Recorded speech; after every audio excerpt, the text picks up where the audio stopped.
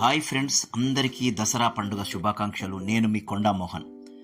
భారతదేశంలోని భారతీయులందరూ, ముఖ్యంగా హిందువులంతా భక్తి శ్రద్ధలతో చేసుకునే అతిపెద్ద పండుగ దసరా.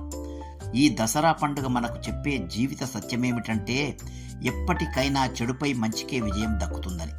ఇక ఈ పండుగ చారిత్రక పౌరాణిక ప్రాశస్త్యం చూసినట్టయితే, లోకకంటకుడైన రాక్షసుడు మహిషాసురుని జగన్మాత ఆశ్వీజ మాసంలో పాడ్యమి నుండి నవమి వరకు 9 రోజులు భీకరంగా యుద్ధం చేసి 10వ రోజైన దశమి నాడు వాణ్ణి సంహరించి మహిషాసుర మర్దినిగా అవతరించిందని, ఆమె రాక్షసుని అంతమొందించిన సందర్భంగా విజయదశమి అని కూడా దసరాను మనం పిలుచుకుంటున్నాం.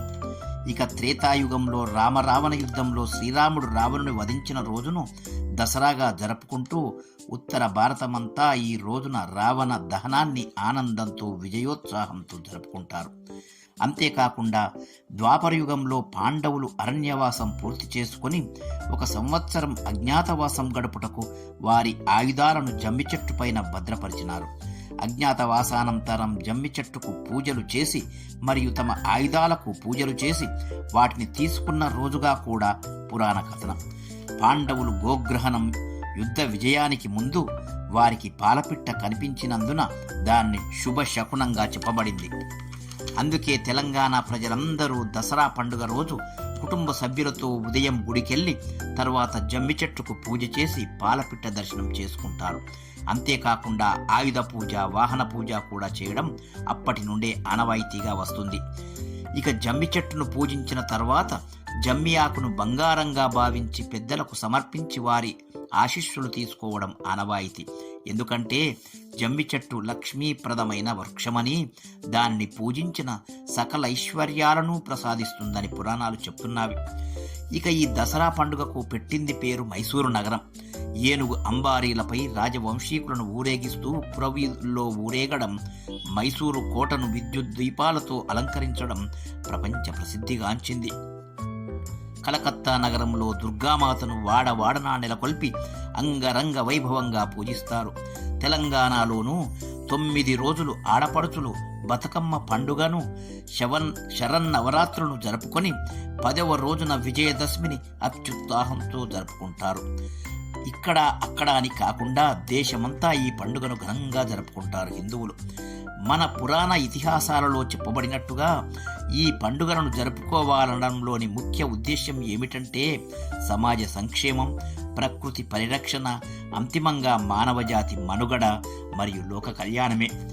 ప్రస్తుత సమాజంలో మానవ విలువలు మంట కలిసి నీతి నియమాలకు తిలోదకాలిచ్చిన ఈ సమయంలో పండుగల యొక్క అంతర్నీతి, అసలు రీతి తెలియక చాలా మంది, ముఖ్యంగా మన యువత కొట్టుముట్టాడుతున్నది. అయితే ఈ దసరా పండుగను మన దేశమంతా భక్తి శ్రద్ధలతో జరుపుకుంటున్నా అందులో మనకు తెలియని నిగూఢంగా దాగి ఉన్న పరమార్థం తెలుసుకుందాం. వివిధ జాతులు, వివిధ మతాలు కల భారత ఉపఖండంలో అందరూ పరస్పర సహకారంతో సహజీవనం చేయాలన్న ఆకాంక్షే ఈ పండగ మూలసూత్రం. భిన్నత్వంలో ఏకత్వం సాధించి సమాజ సంక్షేమం నెలకొల్పడమే దీని యొక్క ముఖ్య ఉద్దేశం. అంతేకాకుండా శరన్నవరాత్రుల్లో జగన్మాతను కొలవడంలోనూ, ఆ జగన్మాత మహిషాసురుని వధించుటలో గల అర్థం, స్త్రీని అందరూ అనుకున్నట్టుగా అబల కాదు సబల అని, మరియు ప్రతి కుటుంబానికి మూలస్తంభమైన స్త్రీమూర్తిని అందరం గౌరవించుకోవాలని. ఇక మహిషాసురుని జగన్మాత సంవరించిన ఘట్టమైన, రావణాసురుని శ్రీరామచంద్రుడు వధించిన విషయమైన, ఎన్నటికైనా చెడుపై మంచికే విజయం దక్కుతుంది అని సంకేతమిస్తూ, ఎంతటి శక్తివంతులైనా కూడా అహంకారంతో నీతి బాహ్యమైన పనులకు పాల్పడితే అంతం తప్పదని, కాలగర్భంలో కలిసిపోక తప్పదని వారికి హెచ్చరిక. ఇక పాండవులు జమ్మి చెట్టును, ఆయుధాలను పూజించుకోవడం, పాలపిట్టను దర్శించుకోవడం వెనుక ప్రకృతిలో గల చెట్లను, జంతువులను, పక్షులను కనీసం పూజ నెపంతోనైనా సంరక్షించుకుంటే ప్రకృతి సమతుల్యత కాపాడబడి మానవ మనుగడ సాగుతుందని, మానవ జాతి రక్షించబడుతుందని అందులో గల మర్మం. ఇక జమ్మి ఆకును పెద్దలకు పెట్టి ఆశీర్వాదం తీసుకోవడం అంటే యువతకు పెద్దలను గౌరవించడం, సమాజ కట్టుబాట్లకు కట్టుబడి ఉండడం అన్న హితోపదేశం చేయడమే. ఇక ప్రస్తుత పరిస్థితులను చూసినట్టయితే పాలపిట్ట మరియు జమ్మి చెట్టు జాతులు త్వరలో అంతమొందిన జాతుల జాబితాలో చేరుటకు సిద్ధంగా ఉన్నవి. స్వల్పకాలిక లబ్ధి కొరకు స్వార్థంతో మనం చేసే నీతి బాహ్యమైన అహంకారపూరితమైన అశాస్త్రీయమైన పనుల వల్ల ప్రతిరోజు కొన్ని జాతుల చెట్లు, జంతు పక్షి జాతులు మరియు మనకు మేలు చేసే సూక్ష్మ క్రిముల జాతులు అంతమవుతున్నాయి. మన మూర్ఖపు పనుల వల్ల అడవులు అంతరించి ప్రకృతిలో సమతుల్యత లోపించి భూతాపం పెరగడం, ఎండలు మండిపోవడం, అతివృష్టి అనావృష్టి వల్ల వరదల వల్ల చాలామందికి త్రాగునీరు తిండి దొరకడం లేదు. కరోనా లాంటి మహమ్మారులైతే మానవ జాతి అంతానికి అవతారమెత్తుతున్నాయి. అడవులను నిరంతరాయంగా నరకడం వల్ల అడవి జంతువుల ఆవాసాలు కుంచుకుపోయి అవి మానవ నివాసాల్లోకి జొరబడి బీభత్సం చేయడం ఈ మధ్య పరిపాటిగా మారింది. జీవనదులన్నీ వివిధ విష రసాయనాలతో మరియు మహమ్మారి ప్లాస్టిక్ వస్తువులతో నింపబడి చావు అంచున నిరీక్షిస్తున్నవి. అందుకే వీక్షకులందరికీ నా యొక్క సవినయ వినమ్ర విజ్ఞప్తి, ప్రకృతి పరిరక్షణకు మనందరం ప్రతిజ్ఞ చేద్దాం. మొక్కలు నాటుదాం. సహజ వనరులను మన పిల్లలకై కొంత సంరక్షిద్దాం.